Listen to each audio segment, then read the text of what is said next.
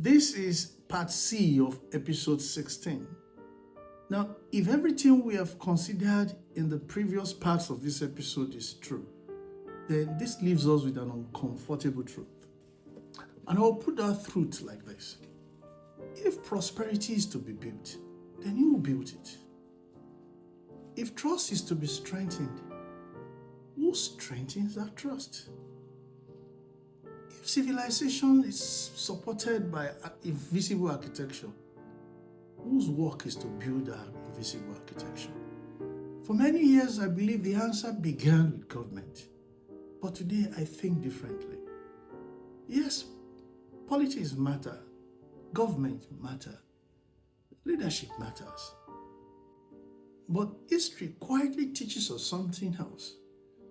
That long before government becomes effective, society becomes responsible. Long before institutions become reliable, citizens become trustworthy. Long before prosperity appears in national statistics, character becomes part of a nation's culture. Perhaps you have expected politics to do only what society can accomplish. That realization changed the way I began looking at Africa. So I stopped asking, why are some nations prosperous? Rather, I began to ask, what kind of nation produced prosperity? History offers us fascinating answers, yet different nations, different religion, different language, different crime. And it doesn't matter where the society is from, but when society begins to renew itself, you begin to see the same pattern reappear again and again. People begin to trust one another again. Competence becomes more respected than ever, and institution becomes stronger than personality. Contribution becomes more valuable than connection, and hope replaces cynicism. Perhaps civilization is renewed inside out, not outside in. And that realization gave me a renewed hope. Because if invisible architecture can weaken, it therefore then means that invisible architecture can be rebuilt. And history proves this. Japan rebuilt, South Korea rebuilt, Singapore transformed itself, and Botswana rebuilt its institution over decades. Many societies that once seemed broken find courage to rebuild, not because they became perfect, but because they had many people who are willing to build again. From this is a phrase that has stayed with me: builders again. Every generation faces a choice. We can become builders of societies or critics of society. Critics are necessary. They help us see what is broken. But civilizations are built by builders. And I mean builders of trust, builders of family, builders of communities, builders of hope, builders of institutions, builders of infrastructure. So what does builders actually build?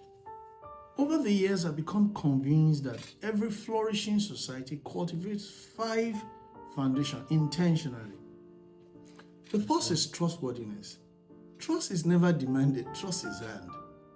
Every promise you keep strengthens trust, and every promise you break weakens trust in the society. The second is competence. You see, good intention has never built civilization. Competence does. And excellence is not a luxury.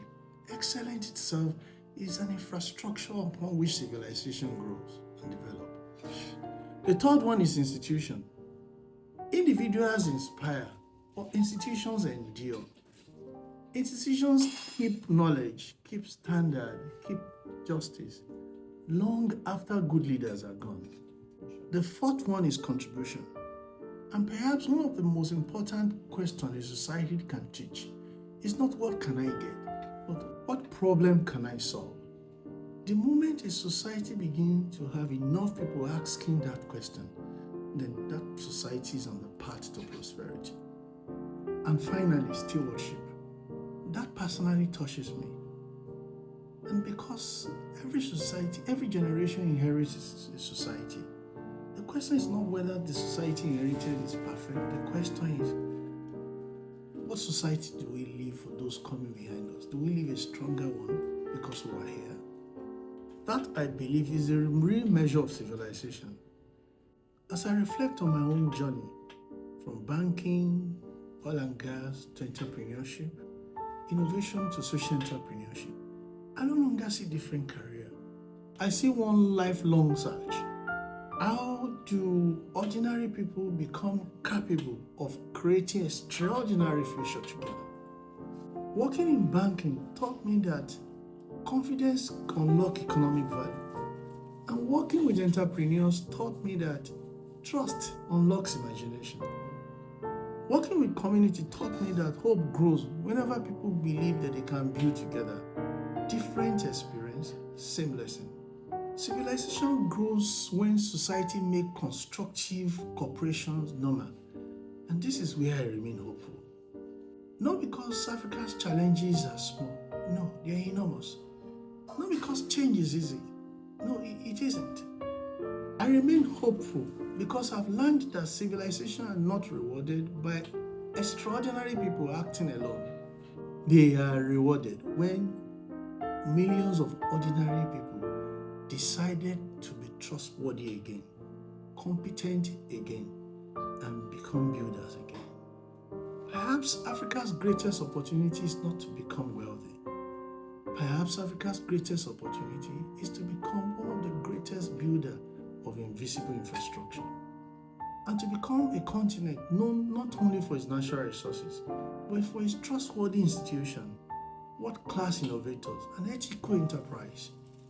Communities where strangers believe they can build extraordinary things together. This is important because when a society decides to build its invisible architecture, prosperity is no longer an accident. It becomes a natural consequence.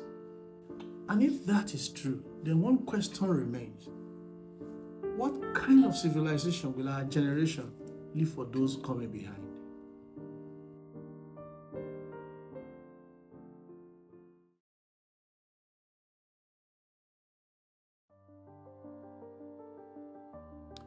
Before we leave one another today, permit me to leave you with one more image.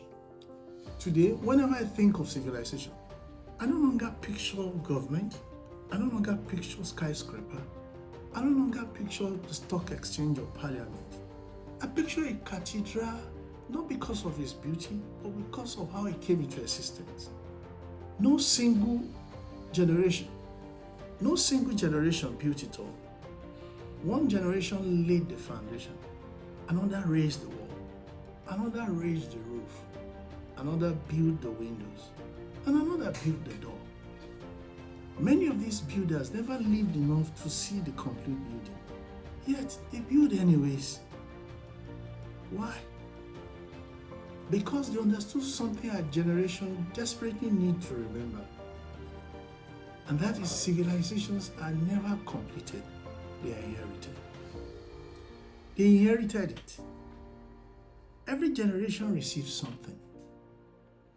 Some receive stronger institutions, some weak ones. Some inherit trust, others inherit suspicion. Some inherit confidence, others inherit disappointment. But no generation receives a blank slate.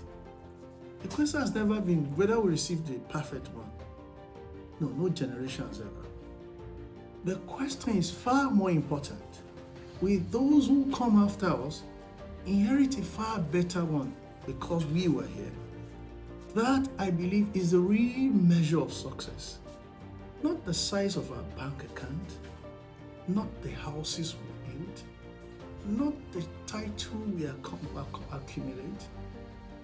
The real measure of our success is whether our lives increase society's capacity to flourish.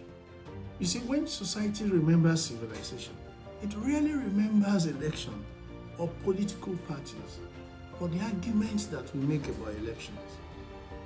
It remembers the quality of its people, the strength of its institution, the idea it gave the world, the thrust that held communities together, the opportunity it created for generations yet unborn.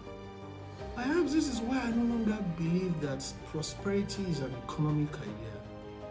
I believe it's a civilizational idea. So abundance exists where human beings become capable of creating more opportunities than they consume, more trust than they destroyed, more hope than they diminished, more confidence than they inherited. That changes everything. And I mean, abundance becomes no longer someone else's responsibility. It becomes mine and it becomes yours. Perhaps you are listening to me today as a teacher. Then you are building civilization every time you awaken curiosity in a child. Perhaps you are a parent. Then you are building civilization every time you choose character over convenience. Perhaps you are an entrepreneur. Then you are building civilization every time you solve a genuine problem rather than exploit one. And perhaps you are a student, a public servant, a journalist, a doctor, an artisan, an architect, an artist, whatever your calling, you're helping to build the invisible architecture upon which the next generation will live. Please, never underestimate that. Because civilizations do not rise. They rise because ordinary people repeatedly perform ordinary tasks extraordinarily well.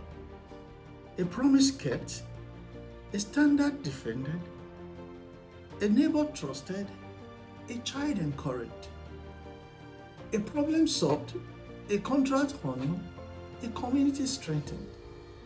So stone by stone, the cathedral is built. Not because our challenges are simple. No, they are not. Not because rebuilding is easy. It never has been. And why I remain hopeful is because history has never been changed by presidents alone.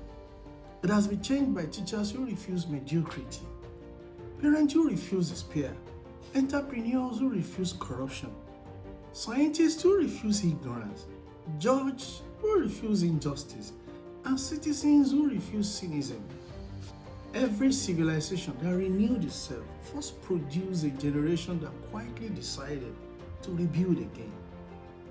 When I began asking why people leave their villages for Lagos, Lagos for London, London to Toronto, or to Sao Paulo or South Korea or Singapore, I thought I was studying migration. Today, I now know I was studying something deeper. I was actually studying hope. Hope that effort will be rewarded. Hope that strangers can build together. Hope that trust can happen. Hope that effort will be rewarded. Hope that integrity will matter. Hope that strangers can build together. The hope that tomorrow will be larger than today. Perhaps hope is civilization's greatest resource. And perhaps society is not measured. Abundance is not measured by what the society owns. And perhaps abundance is measured by what the society enables its citizens to become. So today, I leave you with one final question. When society remembers our generation, will it say that we inherited a broken society? Or will it say we became that generation that chose to rebuild it? Now you know that the future is not built when the skyline appears. The future is built long before it becomes visible. And every one of us is already laying a stepping stone. The question is, what exactly are we building? Thank you for joining me on Unlocking an Abundant Africa. Until next time, remember this. Do not simply admire prosperous societies. Be one of those people who build one. I am Segun Oke, the Abundance Evangelist. God bless you. If this conversation resonates with you, do well to drop a comment. I'll read them. And do well to share this podcast, subscribe to the channel, and share widely. See you in the next episode. Thank you.